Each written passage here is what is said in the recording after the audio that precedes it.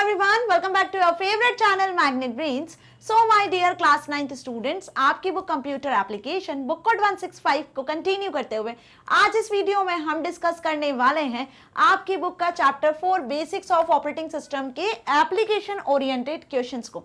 Yes students, आपकी book में कुछ चैप्टर के बाद application based questions, theory based questions और साथ ही ऑब्जेक्टिव टाइप क्वेश्चंस दिए हुए हैं, राइट, जो कि अपने आप इंपॉर्टेंट है क्योंकि आपके एग्जाम में ये क्वेश्चंस पूछे जाते हैं और आपके एग्जाम में इसी में से क्वेश्चंस आते हैं और इनके आंसर्स आपको बुक में नहीं मिलना है, राइट। सो होप आपको ये चीज अच्छे से समझ में आ रही है कि कितने ज्यादा इंपॉर्टेंट है। सो आज के इस वीडियो में हम एप्लीकेशन बेस्ड क्वेश्चंस को डिस्कस करने वाले हैं। स्टार्ट से एंड तक आपको पूरी वीडियो देखना है ताकि आप हर एक क्वेश्चन को इजीली समझ सको।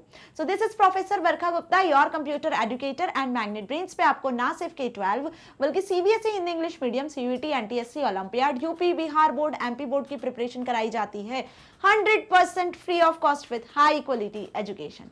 अब साथ ही मैं आपको ये बता दूं कि इस चैप्टर को हम पूरा कंप्लीट कर चुके हैं। जो स्टूडेंट पहली बार मेरी वीडियोस को देख रहे हैं सो उनके लिए न्यूज है कि चैप्टर 1, 2, 3 एंड 4 चारों चैप्टर हमने पूरे कंप्लीट कर लिए। सभी चैप्टर्स के वीडियो लेक्चर्स टॉपिक वाइज मिल जाएंगे आपको यूट्यूब प्लेलिस्ट पर, जिसकी लिंक डिस्क्रिप्शन में आपको मिल जाएगी। साथ ही magnetbrains.com वेबसाइट का यूज कर लेना या फिर आप मोबाइल ऐप को भी प्ले स्टोर से डाउनलोड कर सकते हो 100% फ्री ऑफ कॉस्ट। कितनी भी बार सारे वीडियो लेक्चर्स को देख सकते हो। रिमेंबर, इसके लिए आपको कोई पेमेंट नहीं करना है। ओके, सो एप्लीकेशन बेस्ड जो क्वेश्चंस होते हैं, एप्लीकेशन ओरिएंटेड जो प्रॉब्लम्स आपको दी हुई होती है, अब ये क्वेश्चंस थोड़े से डिफरेंट होते हैं। देखो एमसीक्यूज तो समझ में आते हैं, ऑब्जेक्टिव टाइप क्वेश्चन की एक क्वेश्चन दिया रहता है, उसके कुछ आंसर्स होते हैं, उनमें से सही आंसर टिक करना होता है। थ्योरी बेस्ड क्वेश्चंस अलग होते हैं, आपको सीधे क्वेश्चन दिया उसका आंसर आपको लिखना होता है। लेकिन ये जो एप्लीकेशन ओरिएंटेड क्वेश्चन होते हैं ना, हर बार बताती हूँ मैं, ये थोड़े से डिफरेंट होते हैं। कैसे? इनमें आपको कुछ थिंकिंग बेस्ड क्वेश्चन मिलेंगे, ठीक है, इनमें आपको कुछ एग्जाम्पल कंडीशन बेस्ड क्वेश्चन मिलेंगे, ठीक है, जिसके आंसर करना आपके लिए थोड़ा सा डिफिकल्ट होता है। यदि आपने हर एक कॉन्सेप्ट को समझा है ना चैप्टर के, तो आप इन क्वेश्चंस को क्विकली आंसर कर देते हो। लेकिन यदि आपने कॉन्सेप्ट ही नहीं समझा है तो आप इनके आंसर्स में फंस जाओगे, कंफ्यूज हो जाओगे। आ रही है बात समझ में? तो इसलिए मैं बोल रही हूं कि सारे वीडियो लेक्चर्स को देख लो ताकि आप ऑपरेटिंग सिस्टम वाला जो ये चैप्टर है उसमें क्या क्या हमने पढ़ लिया है सब चीज अच्छे से समझ में आ जाएगी। तो कैसा भी क्वेश्चन पूछ लेंगे ना आपसे, आप इजीली आंसर कर लोगे। तो इस चैप्टर में बेसिकली हमने क्या क्या पढ़ लिया है, यदि एक नजर डालें हम इस पे कि हमने, तो यहाँ पे इस चैप्टर में हमने कवर कर लिए थे टॉपिक्स ऑपरेटिंग सिस्टम से रिलेटेड, लाइक ऑपरेटिंग सिस्टम क्या होता है, बेसिक्स ऑफ ऑपरेटिंग सिस्टम के बारे में पढ़ लिया था, है ना। Basics of operating system means operating system क्या होता है। दूसरा हमने यहाँ पे कवर किया था नीड ऑफ ऑपरेटिंग सिस्टम, कि ऑपरेटिंग सिस्टम की नीड क्या है, क्यों कंप्यूटर सिस्टम में इसे हम यूज कर रहे हैं। थर्ड टॉपिक हमने यहाँ कवर किया था role of operating system, operating system का कंप्यूटर सिस्टम में रोल क्या होता है ना, क्या रोल परफॉर्म करता है, क्या फंक्शंस होते हैं, क्या काम करता है ऑपरेटिंग सिस्टम, है ना, फंक्शंस ऑफ ऑपरेटिंग सिस्टम। तो इन दोनों में ज्यादा कुछ डिफरेंस नहीं है वीडियोस में, वही सेम चीजों को हमने यहाँ पे कवर किया हुआ है, ठीक है। फिफ्थ पॉइंट हमने यहाँ डिस्कस किया था components of operating system, operating system के क्या क्या कंपोनेंट्स होते हैं। सो इसमें बेसिकली हमने शेल और कर्नल के बारे में पढ़ा था। सिक्स्थ टॉपिक हमने यहाँ कवर किया था डिवाइस ड्राइवर्स क्या होते हैं, ऑपरेटिंग सिस्टम को कैसे हेल्प करते हैं। देन उसी के साथ types of operating system cover किया था, कितने टाइप के ऑपरेटिंग सिस्टम होते हैं। फाइल सिस्टम के बारे में पढ़ा था, ठीक है, एंड डिफरेंट ऑपरेटिंग सिस्टम के बारे में जाना था। सो कुल मिला के ऐसे सारे टॉपिक्स को हमने इस चैप्टर में कवर कर लिया है, जिसमें ऑपरेटिंग सिस्टम एक ऐसा इंटरफेस होता है जो यूजर और कंप्यूटर को फैसिलिटी प्रोवाइड करता है। कम्युनिकेट कर सकते हो आप कंप्यूटर के साथ में यदि ऑपरेटिंग सिस्टम आपके पास होता है तो यही इसकी नीड होती है कि ये एक ऐसा सॉफ्टवेयर होता है जो इनिशियली आप अपने कंप्यूटर सिस्टम में इंस्टॉल करते हो जब भी आप कोई कंप्यूटर सिस्टम परचेज करते हो या मैन्युफैक्चर करवाते हो या असेंबल करवाते हो, तो ठीक है।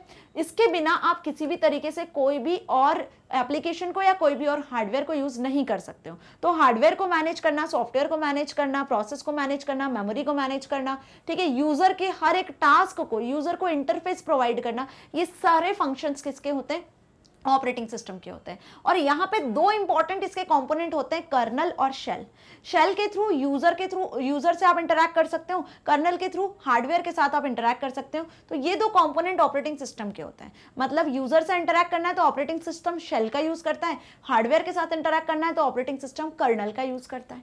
डिवाइस ड्राइवर्स, यदि किसी भी नए हार्डवेयर को आपको अपने कंप्यूटर सिस्टम के साथ कनेक्ट करवाना है, यूज करना है, तो उस एक हार्डवेयर का डिवाइस ड्राइवर सॉफ्टवेयर होता है जिसमें कुछ फाइल फाइल्स होती हैं, कुछ हम बोले इंस्ट्रक्शंस होती हैं जिसके बेसिस पे ऑपरेटिंग सिस्टम उन्हें समझता है और फिर उस हार्डवेयर को यूज करने देता है कंप्यूटर सिस्टम पे।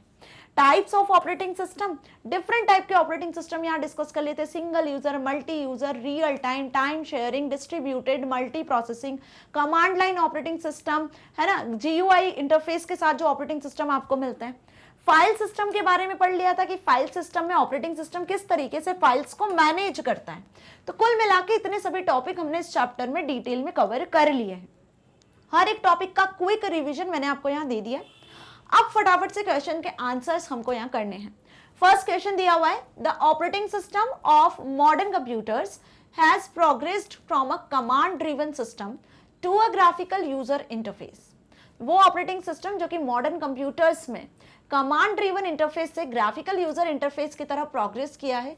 Describe 3 advantages to the user of using a graphical user interface rather than a command driven interface. अब इस क्वेश्चन को पढ़ के, ये जो पहला क्वेश्चन आपको यहाँ दिया हुआ है ना, ये जो स्टेटमेंट लिखा हुआ है बेसिकली, ठीक है, इस स्टेटमेंट को पढ़ के आपको क्या समझ में आ रहा है कि पहले 90s में जब कंप्यूटर सिस्टम की शुरुआत हुई थी, जिसमें आप कंप्यूटर का यूज करते थे, तब आप जिस ऑपरेटिंग सिस्टम का यूज करते थे वो कमांड लाइन ऑपरेटिंग सिस्टम हुआ करता था। आप जो भी कंप्यूटर से काम करवाते थे, आपको इवन कोई फाइल ओपन करनी है, फाइल क्रिएट करनी है, फोल्डर क्रिएट करना है, फाइल में कोई डेटा रीड करना है, कट कॉपी पेस्ट, जो भी whatever task you want to do in a file और इन अ कंप्यूटर सिस्टम, तो वो आपको कमांड लिखकर करना होता था, ठीक है, टेक्सचुअल फॉर्मेट में। लेकिन जैसे जैसे कंप्यूटर में एडवांसमेंट होते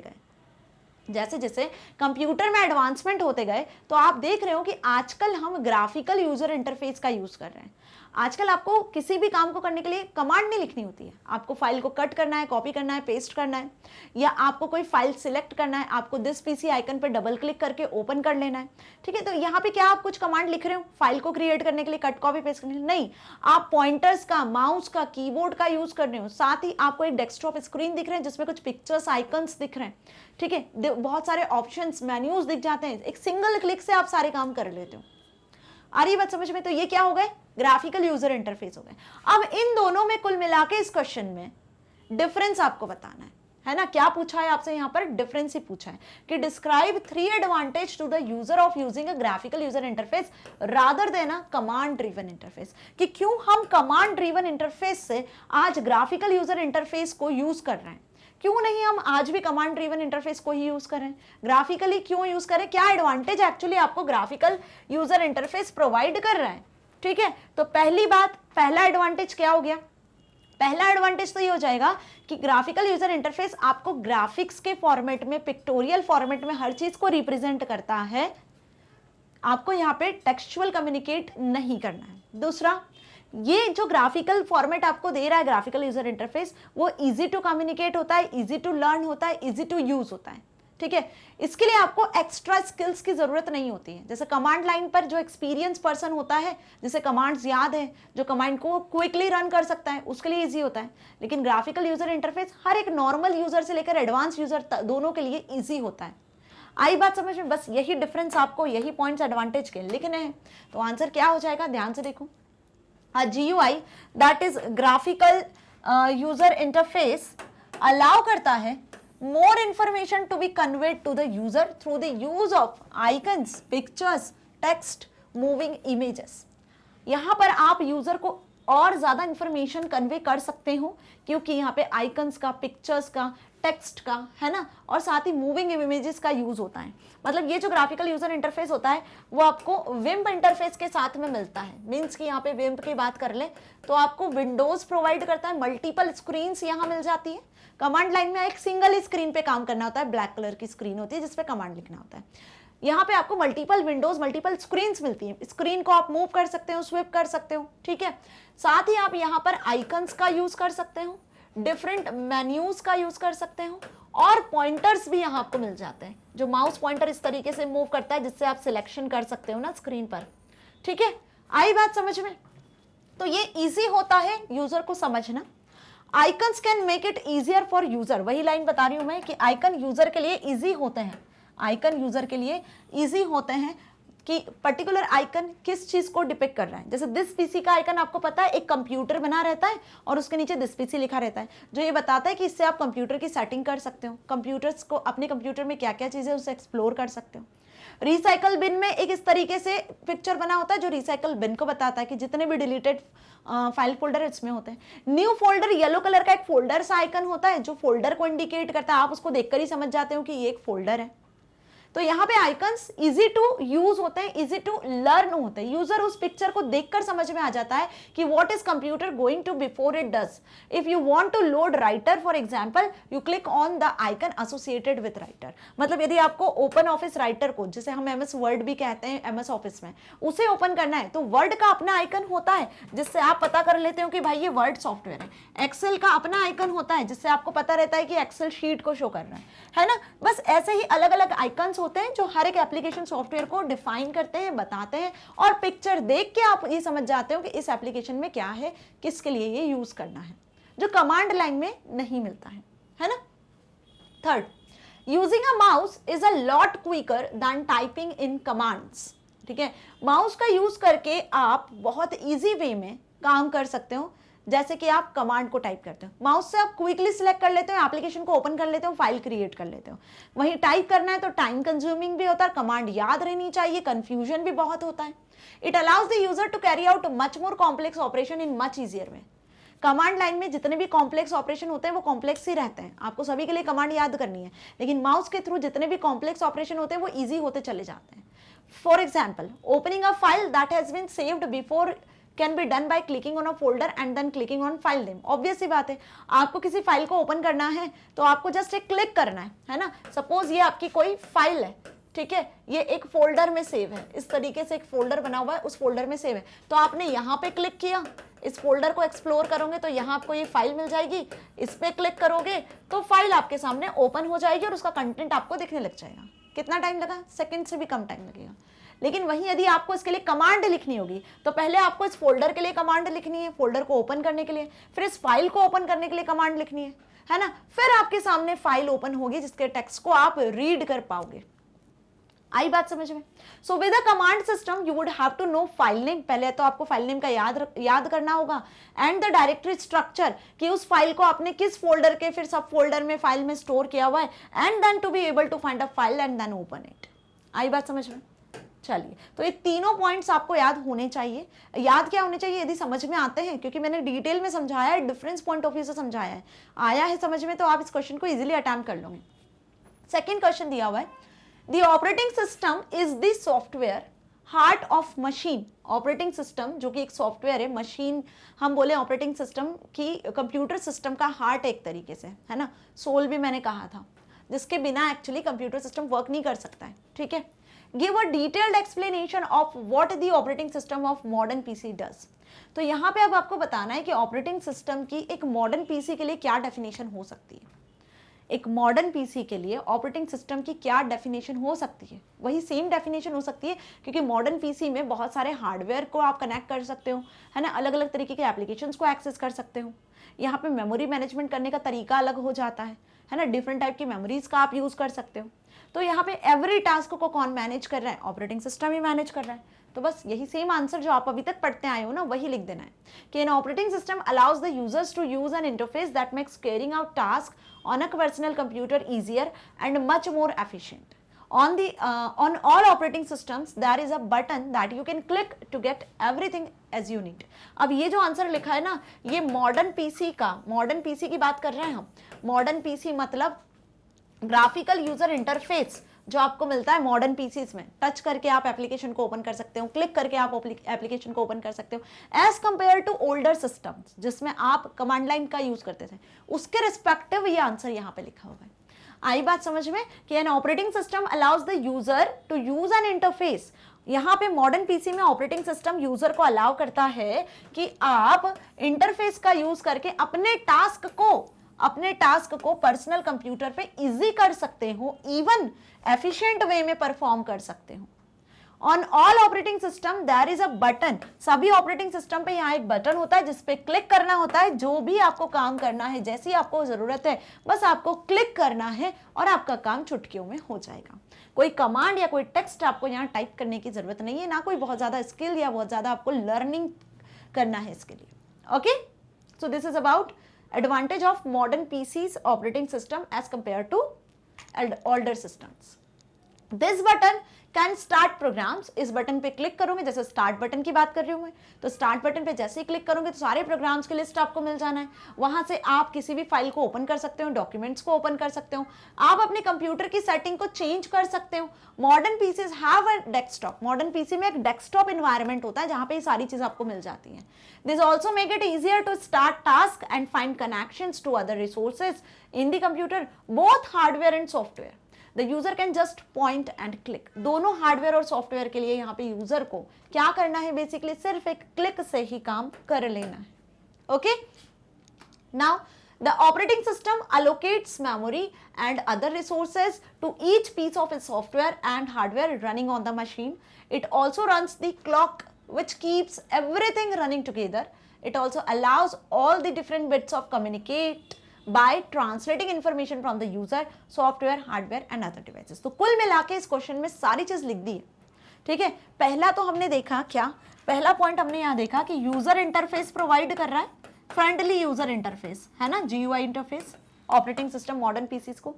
दूसरा हमने यहाँ पे क्या देखा, दूसरा पॉइंट हमने यहाँ डिस्कस कर लिया है कि यहाँ पे यूजर इंटरफेस में आपको दोनों चीजें मिल रही है कि आप हार्डवेयर सॉफ्टवेयर का यूज कर पा रहे हो। ठीक है, यूजर इंटरफेस की मदद से आप किसी भी हार्डवेयर और सॉफ्टवेयर को क्लिक करके एक्सेस कर पा रहे हो। ठीक है, थर्ड में हमने क्या देखा कि आप मेमोरी को भी मैनेज कर पा रहे हो। ऑपरेटिंग सिस्टम क्या कर रहा है, मेमोरी को भी इफिशिएंटली मैनेज कर रहा है। जैसे आप देख रहे हो यहाँ पे हर एक टास्क आपकी मेमोरी में स्टोर हो जाता है। ठीक है, और मेमोरी में स्टोर होने के बाद में ऑपरेटिंग सिस्टम का काम होता है कि मशीन पे उसमें बेसिकली उस इंफॉर्मेशन को कैसे एग्जीक्यूट करना है, कैसे ट्रांसलेट करना है, क्योंकि यूजर तो अपनी लैंग्वेज में कोड कर देगा, बट ऑपरेटिंग सिस्टम का ही काम होगा कि लैंग्वेज प्रोसेसर के थ्रू किस तरीके से उस इंफॉर्मेशन को मशीन अंडरस्टैंडेबल फॉर्मेट में कन्वर्ट करना है, मेमोरी में स्टोर करवाना है, प्रोसेसर से एग्जीक्यूट करवाना है। यही लाइन बेसिकली यहाँ पे लिखी हुई है। ठीक है, जिससे हार्डवेयर उसे समझ सके और उस टास्क को एग्जीक्यूट कर सके। Clear? Question number 2. Trip has recently installed a new operating system on his computer. ठीक है, एक ट्रिप्ट है जिसने रिसेंटली, एक पर्सन है ट्रिप्ट जिसने रिसेंटली अपने कंप्यूटर सिस्टम पे एक नया ऑपरेटिंग सिस्टम इंस्टॉल किया है। Describe the main functions of N operating system. देखो बहुत इजी क्वेश्चन आपसे पूछ लिया है। फंक्शंस ऑफ ऑपरेटिंग सिस्टम एक डेडिकेटेड वीडियो में मैंने समझाया और अभी इसके प्रीवियस क्वेश्चन में हमने फंक्शंस ही समझे हैं। इसके प्रीवियस क्वेश्चन में अभी हमने फंक्शंस ही समझे हैं, राइट? तो यहां पर आपको वही बताना है कि तृप्त जिसने एक नया कंप्यूटर सिस्टम बेसिकली लिया हुआ है और उसमें उसने ऑपरेटिंग सिस्टम को इंस्टॉल किया है, तो अब ये ऑपरेटिंग सिस्टम जो उसने अपने कंप्यूटर सिस्टम में इनिशियली इंस्टॉल किया है उसके क्या फंक्शंस है, वो क्या क्या काम करेगा उसके कंप्यूटर सिस्टम में, तो उसके मेन फंक्शंस के बारे में आपको बताना है। तो ऑपरेटिंग सिस्टम यूजर इंटरफेस को मैनेज करता है, यूजर को इंटरफेस प्रोवाइड करता है, graphical user interface, memory manage करता है, हार्डवेयर को मैनेज करता है, इनपुट आउटपुट डिवाइसेस को मैनेज करता है, मेमोरी को मैनेज करता है, प्रोसेसर को मैनेज करता है, एवरीथिंग सभी काम को मैनेज कर रहा है, हार्डवेयर को एफिशिएंटली यूज कर रहा है। ठीक है, सो यहां पे बात करें आंसर की, तो monitors the performance of system, computer system में है ना, पूरे कंप्यूटर सिस्टम में परफॉर्मेंस को मॉनिटर करना कैसे, हर एक हार्डवेयर डिवाइसेस एफिशिएंटली वर्क कर रहे हैं कि नहीं कर रहे हैं, प्रोसेसर एफिशिएंटली काम कर रहा है कि नहीं कर रहा है फास्टर वे में, तो आपके सिस्टम की परफॉर्मेंस बढ़ेगी। और इसको ट्रैक करना, इसको मॉनिटर करना, इस पर नजर रखना, इस पर ध्यान रखने का काम ऑपरेटिंग सिस्टम का है। That enables software to communicate with hardware. Even यहां पर सॉफ्टवेयर जो है डिफरेंट सॉफ्टवेयर वो हार्डवेयर के साथ में कम्युनिकेट कर पा रहे हैं, नहीं कर पा रहे, एप्लीकेशन सॉफ्टवेयर लोड हो रहे हैं, नहीं हो रहे सही तरीके से, gives prompts and error reports to the user. यदि किसी भी एप्लीकेशन सॉफ्टवेयर है, हार्डवेयर से रिलेटेड एरर होती है, प्रॉब्लम होती है किसी में भी, तो उसकी एरर रिपोर्ट करना यूजर तक। Allocate processor time to various task, user यदि अलग अलग टास्क को परफॉर्म करता है तो उसके लिए प्रोसेसर को टास्क अलोकेट करना, मेमोरी में हर टास्क को अवेलेबल करवाना प्रोसेसर के लिए, ये सभी काम किसका होता है, ऑपरेटिंग सिस्टम का होता है। आ गई बात समझ में? B part, identify 2 utility programs used by an operating system. आपको यहाँ पे 2 यूटिलिटी प्रोग्राम्स के नाम बताने हैं, 2 यूटिलिटी प्रोग्राम्स के नाम बताने हैं जो ऑपरेटिंग सिस्टम यूज करता है। ठीक है, तो ऑपरेटिंग सिस्टम किन 2 यूटिलिटी प्रोग्राम्स का यूज करता है अपने कंप्यूटर सिस्टम में? Virus scanning software and print managers का नाम यहाँ पे लिखा हुआ है। आप यहाँ पे 2 यूटिलिटी सॉफ्टवेयर के नाम लिख सकते हो। एक तो आपका हो गया एंटीवायरस सॉफ्टवेयर, जिसे हम वायरस स्कैनिंग सॉफ्टवेयर के नाम से भी जानते हैं। दूसरा आप यहाँ पे फाइल मैनेजर्स का नाम भी लिख सकते हो, फाइल मैनेजर्स जो फाइल्स को मैनेज करते हैं। ठीक है, डिस्क कंप्रेशन टूल का नाम लिख सकते हो, है ना, डिस्क कंप्रेशन टूल्स के नाम लिख सकते हो। डिस्क रिकवरी सॉफ्टवेयर के नाम आप लिख सकते हो, डिस्क रिकवरी सॉफ्टवेयर के नाम आप लिख सकते हो। ये सभी जो सॉफ्टवेयर है ना, बेसिकली इन्हें ऑपरेटिंग सिस्टम यूज करता है आपके कंप्यूटर सिस्टम को एफिशिएंट बनाने के लिए।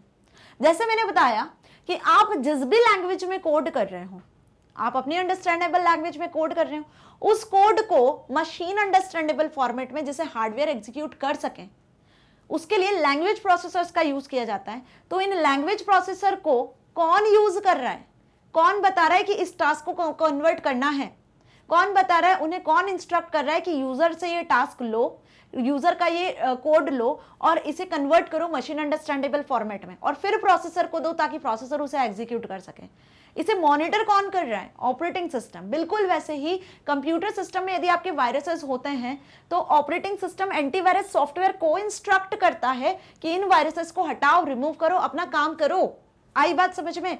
तो यहाँ पे 2 यूटिलिटी सॉफ्टवेयर के नाम आपको लिखने हैं। मैंने यहाँ 4 नाम बता दिए, इनमें से कोई से भी 2 नाम आपको लिख देने हैं। ठीक है, चलिए आगे बढ़े। The operating system uses a command driven interface. Operating system का जो ओल्डर स्टाइल होता है यूजर के साथ इंटरैक्ट करने का, वो कमांड ड्रिवन इंटरफेस होता है जिसमें हम कमांड्स के फॉर्मेट में कम्युनिकेट कर सकते हैं।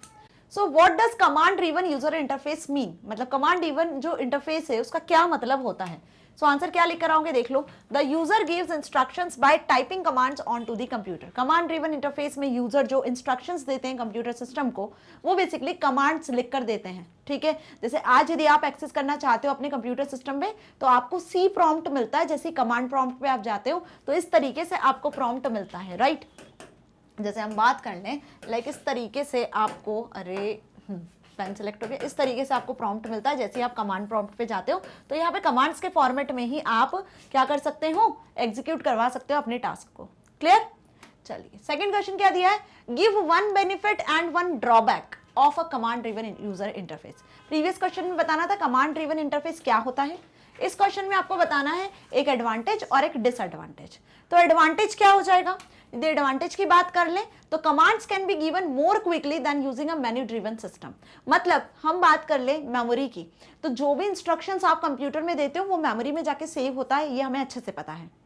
क्या कि जो भी इंस्ट्रक्शंस आपने कंप्यूटर को दिए वो मेमोरी में जाके स्टोर हो जाते हैं। ठीक है, तो यहाँ आप कमांड ड्रिवन इंटरफेस में जो भी कमांड लिखते हो ना, तो वो मेमोरी में जाके स्टोर होते हैं, लेकिन मेमोरी में लेस स्पेस लेते हैं, कम स्पेस में जाके वो एग्जीक्यूट होते हैं, स्टोर होते हैं, as compare to graphical user interface जो मेन्यू ड्रिवन सिस्टम होता है, जिसमें पिक्चर्स वगैरह दिखते हैं, जिसमें आप सिलेक्शंस कर सकते हो। आई बात समझ में? तो ये बेनिफिट है कि commands can be given more quickly than using a menu driven system, takes up less memory than a menu driven system. और ड्रॉबैक क्या होगा कि यहाँ पे आपको कमांड्स को याद करना पड़ता है, कमांड्स को लर्न करना पड़ता है, टाइप करने में टाइम कंज्यूमिंग होता है। So the user needs to know the computer language needed to give instructions. तो यहाँ पे कंप्यूटर के उस कमांड्स को, उस लैंग्वेज को आपको याद करना होगा जिसमें आप कंप्यूटर में इंस्ट्रक्शंस दे सकते हो। साथ ही आप ये जो प्रोसेस होगी टाइम कंज्यूमिंग होगी। आप एक कमांड लिखोगे पूरी, उतनी देर में तो आप 3, 4, 5 क्लिक करके एप्लीकेशंस को ओपन कर लोगे। आ रही बात समझ में? चलिए थर्ड क्वेश्चन आपसे यहाँ पे पूछा है क्या, An operating system is an essential part of an ICT system।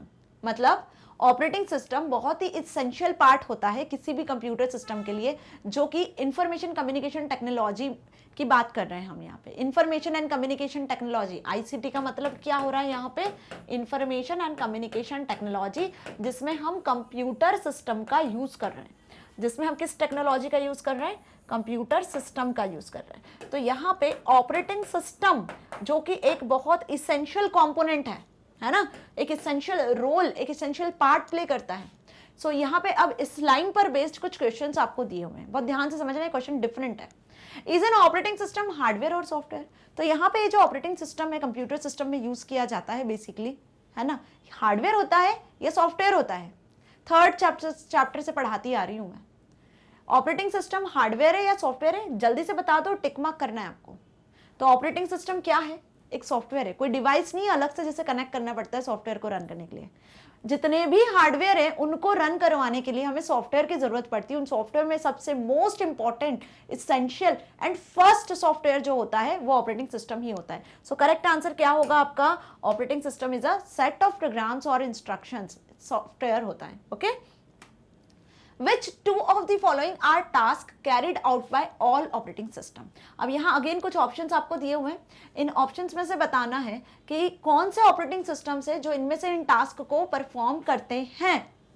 ठीक है, data logging, managing system resources including memory, producing graphs in database, preparing a damaged DVD, transferring data to a printer.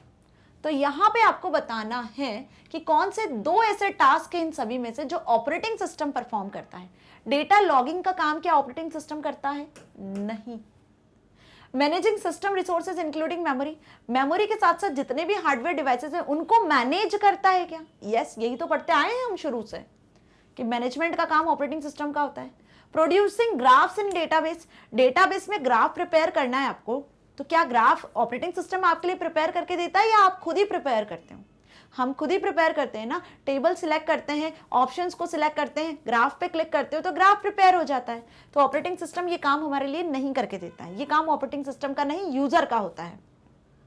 Repairing a damaged DVD, एक DVD जो खराब हो चुकी है उसको repair करना है, तो क्या ऑपरेटिंग सिस्टम उसको रिपेयर करके देगा? नहीं। यदि डीवीडी आपकी खराब हो चुकी है तो उसकी इंफॉर्मेशन आपको ऑपरेटिंग सिस्टम देगा कि ये हार्डवेयर डिवाइस को रिपेयरिंग की जरूरत है, ये हार्डवेयर डिवाइस में जो डेटा है वो शो नहीं हो पाएगा। ये इंफॉर्मेशन आपको, ये एरर डिटेक्ट करके आपको ऑपरेटिंग सिस्टम बताएगा, ना कि इसे रिपेयर करके देगा।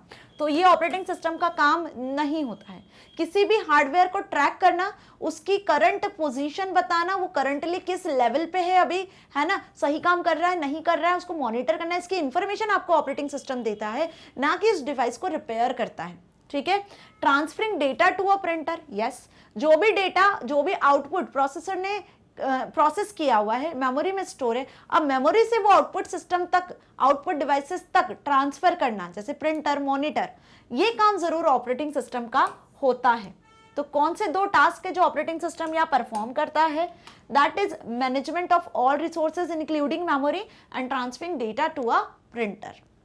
ओके, समझ में आ गया? इस क्वेश्चन को हम पहले भी प्रीवियस चैप्टर में डिस्कस कर चुके हैं एप्लीकेशन बेस्ड क्वेश्चन में। यदि आपको ध्यान हो तो आपने यदि वीडियो देखा है एप्लीकेशन बेस्ड क्वेश्चन का, तो वहां भी मैंने इस क्वेश्चन को, सेम क्वेश्चन को डिस्कस किया है, क्योंकि प्रीवियस चैप्टर में सिस्टम सॉफ्टवेयर में हमने ऑपरेटिंग सिस्टम को पढ़ा था। याद आई बात? ओके, थर्ड क्वेश्चन आपको यहां दिया हुआ है, which one of the following is a type of operating system? Which one of the following is a type of operating system? अभी ऑप्शंस आपके सामने हैं और सही ऑप्शन पे आपको टिक करना है कि इनमें से कौन सा ऑपरेटिंग सिस्टम का टाइप है। सो डिफरेंट टाइप के ऑपरेटिंग सिस्टम हमने यहाँ डिस्कस कर लिए थे, सिंगल यूजर, मल्टी यूजर, ठीक है, multitasking, multi processing, multi programming, real time, time sharing. Okay, इसी के साथ हमने यूजर इंटरफेस के अकॉर्डिंग डिफरेंट टाइप के ऑपरेटिंग सिस्टम को पढ़ा था। क्लियर? तो यहाँ पे आप जल्दी से बता दो कौन सा ऑपरेटिंग सिस्टम है, जीयूआई, टेक्सचुअल या मल्टी टाइम? तो अच्छे से पता है कि GUI एक ग्राफिकल यूजर इंटरफेस होता है ना, हमें ये अच्छे से पता है कि GUI एक ग्राफिकल यूजर इंटरफेस प्रोवाइड करता है आपको। ठीक है, तो GUI एक ऑपरेटिंग सिस्टम है जिसमें आपको विम्प मिलता है, मतलब विंडोज, है ना, कुछ आपको पिक्चर्स, आइकन्स, मेन्यूज मिलते हैं, पॉइंटर्स मिलते हैं, क्लियर, जिनके बेसिस पे आप इजीली किसी भी काम को कर सकते हो जस्ट एक क्लिक के अकॉर्डिंग, राइट। बट टेक्सचुअल और मल्टी टाइम नाम से कोई ऑपरेटिंग सिस्टम नहीं होता है। कमांड लाइन ऑपरेटिंग सिस्टम होता है जो टेक्सचुअली कमांड्स के फॉर्मेट में आप काम करते हो। मल्टी टाइम नाम का कोई ऑपरेटिंग सिस्टम नहीं होता है। मल्टीटास्किंग होता है, मल्टी प्रोसेसिंग होता है, मल्टी प्रोग्रामिंग होता है, मल्टी यूजर होता है। क्लियर? सो करेक्ट आंसर अच्छे से समझ में आ गया। नाउ डी पार्ट इसका क्या दिया हुआ है, name one other operating system. अब इसके अलावा आपको कुछ ऑपरेटिंग सिस्टम के नाम यहाँ पर बताने हैं। तो यहाँ पे अब आपको ऑपरेटिंग सिस्टम के नाम बताने हैं, टाइप नहीं बताने। टाइप तो हमने बहुत सारे डिस्कस कर लिए, नाम बताने ऑपरेटिंग सिस्टम के। जैसे आप डिफरेंट ऑपरेटिंग सिस्टम को यूज करते हो ना, Microsoft Windows 8, 10, 11, Linux operating system, Unix operating system, DOS disk operating system, ठीक है, Solaris operating system, Android operating system, Mac OS operating system. बिल्कुल वैसे ही आपको यहाँ पे इनमें से कोई भी 2 ऑपरेटिंग सिस्टम के नाम लिख देने हैं ना, name one other operating system.